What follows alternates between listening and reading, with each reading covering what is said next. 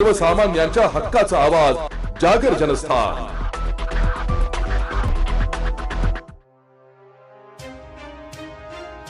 नाशिक येथे होणाऱ्या आगामी सिंहस्तंभ मेळाव्याच्या पार्श्वभूमीवर धुळे येथील गोंदूर विमानतळावरून प्रादेशिक संपर्क योजना अंतर्गत धुळे मुंबई आणि धुळे पुणे या मार्गांवर नियमित विमानसेवा सुरू करण्याबाबत इंडिगो कंपनीच्या ग्राहक अनुभागाकडून संबंधित विभागाकडे परीक्षणासाठी प्रस्ताव पाठवण्यात आल्याची प्राथमिक माहिती कंपनीकडून देण्यात आली आहे।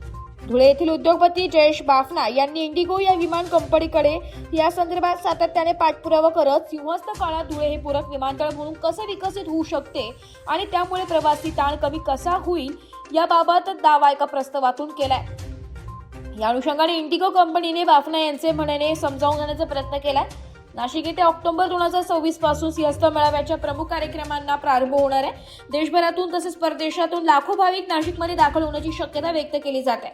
अशा परिस्थितीत नाशिक जवळील विमानतळांवर अतिरिक्त ताण निर्माण होण्याची शक्यता असून सुमारे 150 किलोमीटर अंतरावर असलेले धुळे हे राष्ट्रीय महामार्गाने थेट जोडलेले असल्याने पूरक पर्याय ठरू शकते।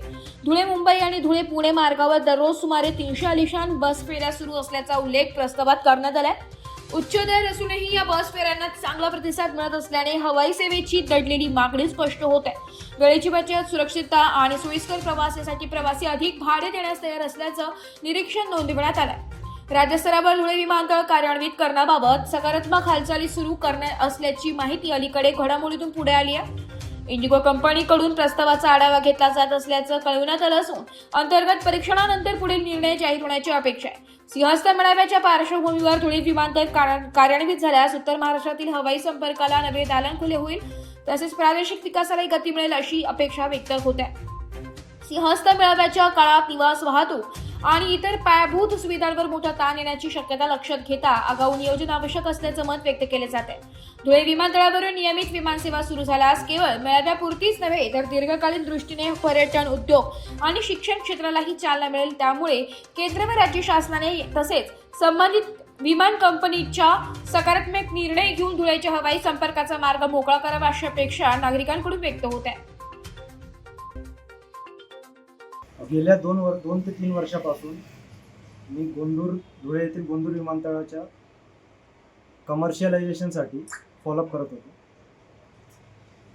त्याच्यानंतर मला RTI मध्ये मी माहिती मागवली की इथून फ्लाईट्स का सुरू होऊ शकत नाही, काय अडचण येतात, काय नाही। त्यावेळेस मला समजलं, मागील साधारणतः 7-8 महिन्यापूर्वी समजलं की आपलं धुळ्यातलं जे गोंदूर एअरपोर्ट आहे ते अनसर्व्ड एअर स्ट्रिपमध्ये लिस्टेड आहे व बऱ्याच वेळेस ते बिडिंगसाठी पण लिस्ट केलं गेलं सरकारकडनं, पण कुठलीच कंपनी त्याच्यात भाग घेत नव्हती। मग असं का होतं हे तपास करण्याकरता मी थोडीशी माहिती मागवली, तर कुठलीच कंपनी त्याच्यात भाग घेतलेला नव्हता।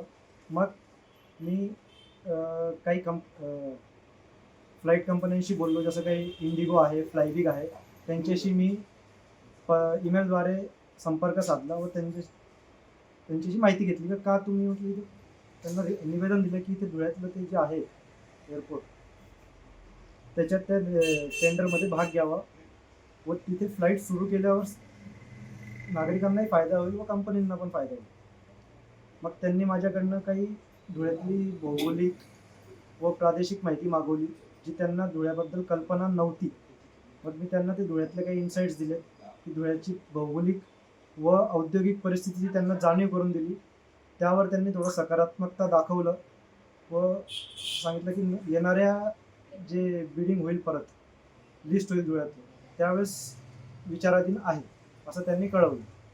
ॲक्च्युली या संदर्भात बरेच लोकप्रतिनिधी जे ते त्यांच्या स्तरावरती प्रयत्न करत आहात, पण एक जागरूक व सुशिक्षित नागरिक म्हणून आपणही कुठेतरी काहीतरी प्रयत्न करावा या हेतूने मी हा प्रयत्न सुरू केला। यात माझा कुठलाही राजकीय हेतू नाही, फक्त एक सामाजिक बांधिलकी व एक जागरूक आणि सुशिक्षित नागरिक म्हणून हा प्रयत्न मी करत आहे। जागर जनस्थानसाठी प्रतिनिधी रूपक बिरारी, धुळे। एक बात कह दूं, ये वीडियो हर किसी के लिए नहीं है। अगर आप सोचते हैं कि आप YouTube देखकर ट्रेडिंग सीख जाएंगे तो ऑनेस्टली ये वीडियो आपके लिए नहीं है। ट्रेडिंग सिर्फ एक बाय सेल का गेम नहीं है, यहाँ पर चाहिए डिसिप्लिन, रियल नॉलेज और पेशेंस। आपको नॉलेज रील्स से नहीं ट्रेनिंग से मिलता है और हम उन्हीं के लिए हैं जो ट्रेडिंग सीखना चाहते हैं। प्राइस, एक्शन इंडिकेटर और इमोशन कंट्रोल हम आपको सिखाना चाहते हैं। हमारी ट्रेनिंग शुरू होती है सिर्फ 5,000 से। ऑफलाइन और ऑनलाइन दोनों ऑप्शंस में आप ट्रेडिंग सीख सकते हैं।